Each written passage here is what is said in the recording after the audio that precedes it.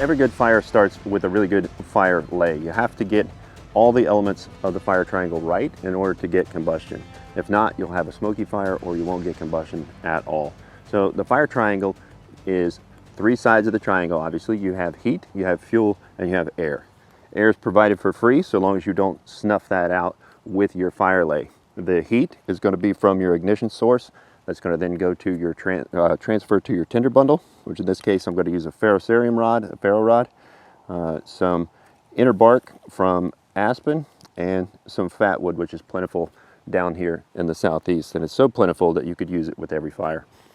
So that's what I'm going to use for my heat. And then for fuel, I've got a variety of different sizes of sticks. Going from the tinder being the smallest portion of that fuel to your kindling, a good rule of thumb for your kindling is to think of matchsticks, pencils, and markers. That size, a good mixture of all three of them is what you need. You don't need to separate them out into piles.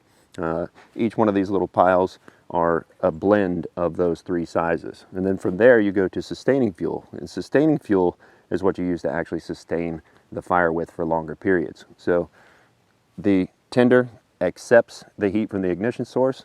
That tinder bundle then transfers the heat to your three different sizes of kindling, and then your kindling transfers heat to your sustainable fuel, which is thumb size up to wrist size, even larger than that, depending on what type of firewood you put away for the night. So keeping those principles in mind, we're going to construct what I call the elevator firelay, and I think this is a superior firelay in my opinion, because it gives you the ability to introduce air very easily. So I placed a larger log to the back. That becomes the pivot point. Then I'll take a smaller stick, which is basically your lift stick, and put that towards the back. And then I'll just take a couple of my larger sticks, marker size, and I'll cross them basically at the center of my pivot log. Now I have the ability to lift the entire thing up with the lift stick. From there I'll just take a mix of pencils, matchsticks, pencils, and marker size, and place them on. Kind of put them on standby, and I want to leave an area here to place my tinder bundle. Same thing for the other side. I'm just laying that fuel on the framework that I've created, and you should be able to lift the entire thing up. Then I'll take some smaller stuff and put it right at the apex of the triangle that I created. So this becomes my fire lay. Then from there I'm going to prepare my tinder. I already have a tinder bundle, and this inner bark is dry enough that it would probably take a spark with a ferrocerium rod right off the bat. So I may not need to use fat wood, but because it's so plentiful here in the southeast, I'm going to, and I have some. So I'm going to place this catch here so I can kind of gather this as we go. All right, so when I'm processing fat wood, I just like to take a small piece like this, and you don't need a lot. There's no reason to burn this entire stick of fat wood. I just need some shavings off of this, that really fine shaving with a lot of surface area that's going to catch the spark. And I'm going to place that inside the tinder bundle. So I just kind of find an edge, and this is another reason to have a 90-degree spine on your knife, is you can save the sharp edge for things that you actually need that for, rather than dull it processing tinder. So I'll use the spine of my knife, and the point of leverage is right up here against the handle, not out here. If you go out here, you tend to have a lot more flex in your wrist. Here is a lot more solid, and you can get a lot more consistent shavings off of here. So I'm just going to shave me about a pile of fat wood that's probably about a 50-cent piece size for reference, maybe a golf ball size. It doesn't take a whole lot. If you hang up on a spot, take the edge, and just kind of shave that off and get you a smooth plane to work with again.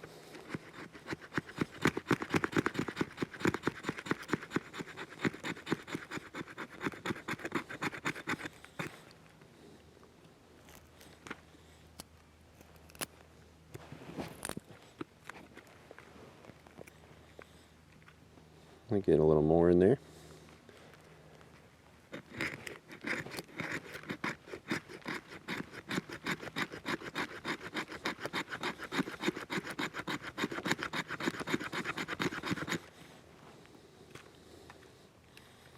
And that's probably plenty right there. So I've created somewhat of a nest with this. It doesn't necessarily need to be a bird's nest, but something to that effect, so you have a little pocket to place that fat wood in.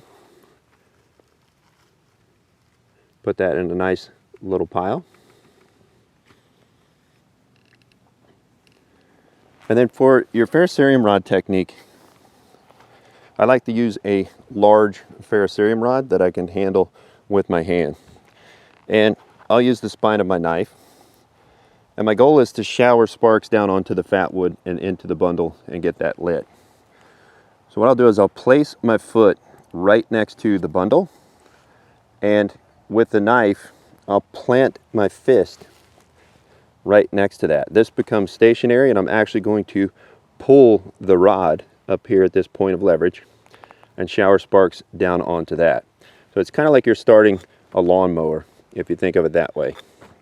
What I don't want to do is push into the tinder bundle and smash it and take air out of the system. So if it takes you more than 3 strikes with your ferro rod, then something's either wrong with your technique or your tinder.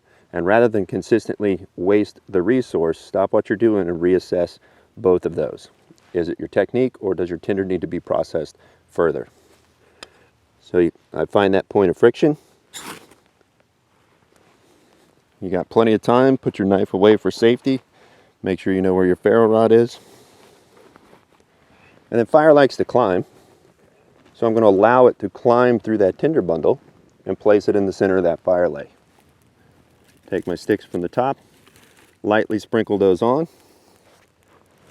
Take these sticks from the center, and then because I have a lot of smoke, I know that I need some air. So I can lift that elevator up. See how the smoke's gone away now? And give that time to catch. Once you have fuel that is thumb size or larger burning, you can actually walk away from that fire. It's considered sustainable at that point, and you can gather more fuel if you need to.